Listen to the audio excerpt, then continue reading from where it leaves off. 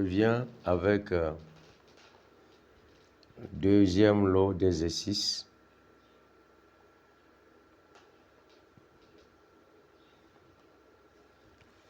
Que te rappelle en géologie, petit 1, que te rappelle en géologie le nom d'Alfred Wegener? Que te rappelle en géologie le nom d'Alfred Wegener? Ça c'est petit 1, petit A. Petit B, pourquoi sa théorie a-t-elle été dépassée? Pourquoi sa théorie a-t-elle été dépassée? Petit C, quels sont les arguments dont Wegener se servait pour défendre sa théorie de la dérive des continents? Petit 2, énoncez la petit 2 petit a.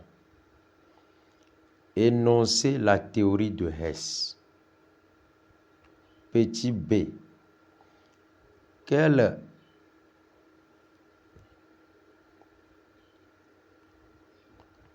est l'apport de cette théorie quant à ce qui concerne la position actuelle du continent, des continents? Quel est l'apport de cette théorie quant à ce qui concerne la position actuelle des continents? Petit 3, énoncez la théorie des plaques et citez les différentes plaques que vous connaissez. Petit 4, petit a, citez les différentes frontières des plaques.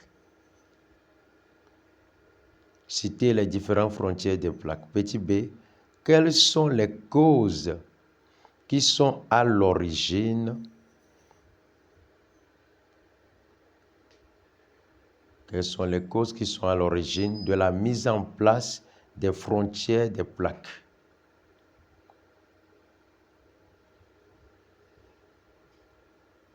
Petit c, quelles sont les conséquences au niveau de chaque frontière des plaques? Petit 5, citez les différentes formations géologiques du Togo du nord au sud. Citez les différentes formations géologiques du Togo du nord au sud. Ça, c'est petit 5, petit a. Petit b, précisez là où les zones stables. Précisez là où les zones stables. Précisez là où les zones stables. Petit c, précisez là où les zones mobiles. Précisez là où les zones mobiles. Petit d, pourquoi on les appelle zones mobiles? Petit d, pourquoi on les appelle zones mobiles? Petit 6, petit a, qu'appelle-t-on orogénèse panafricaine? Petit 6, petit a, qu'appelle-t-on orogénèse panafricaine? Petit b, quelles sont les différentes formations géologiques affectées par l'orogénèse panafricaine? Quelles sont les différentes formations géologiques affectées par l'orogénèse panafricaine? Nous sommes dans le cas du Togo. Quelle est la richesse du bassin sédimentaire côtier du Togo? Petit 7, ça. Quelle est la richesse du bassin sédimentaire côtier du Togo? Petit 8. Citez les différents types de bassins de la sous-région ouest africaine et précisez celui de ton pays. Citez les différents types de bassins de la sous-région ouest africaine et précisez celui de ton pays. 9.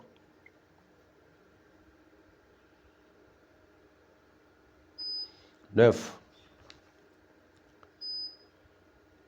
Vous voulez créer la tristéarine. Vous voulez créer la tristéarine. D'accord? Petit a, de quoi avez-vous besoin? Petit b, écris l'équation bilan de la réaction. Écris l'équation bilan de la réaction.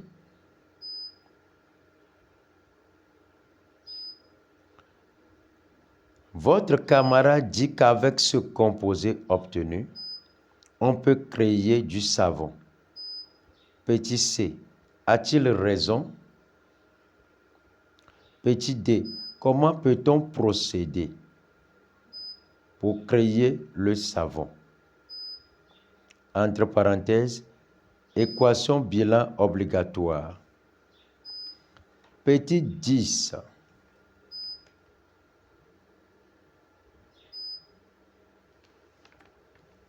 Petit 10.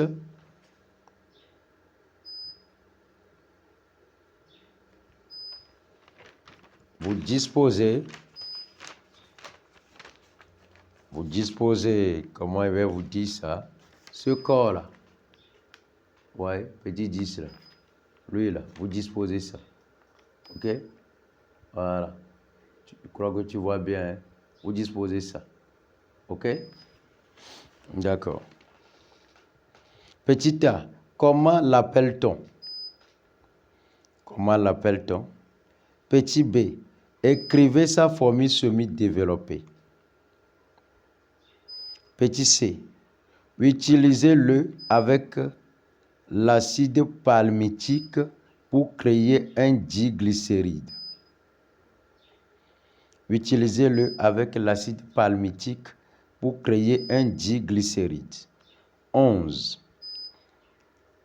Vous disposez de 50 g de viande fraîche.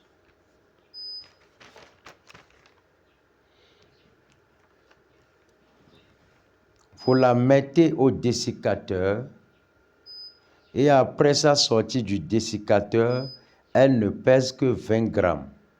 Petit a, calculez la teneur en eau de cette viande par rapport à la masse fraîche.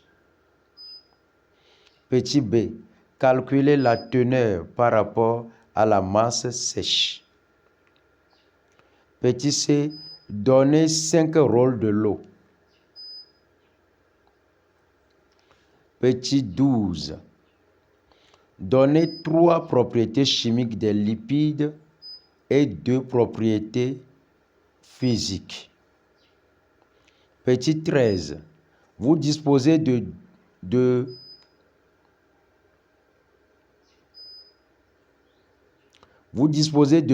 acides aminés différents avec lesquels vous voulez créer un polypeptide. Donc, vous disposez plutôt de 12 acides aminés différents avec lesquels vous voulez créer un polypeptide. Petit a, combien de liaisons peptidiques vous pouvez réaliser en créant ce polypeptide? Petit b, précisez le nombre de molécules d'eau formées. Petit c, quelles conséquences on aura quand on remplace l'acide aminé à la position 4 par un autre? Petit 14. En quoi l'hydrolyse catalytique diffère-t-elle de l'hydrolyse enzymatique? Merci.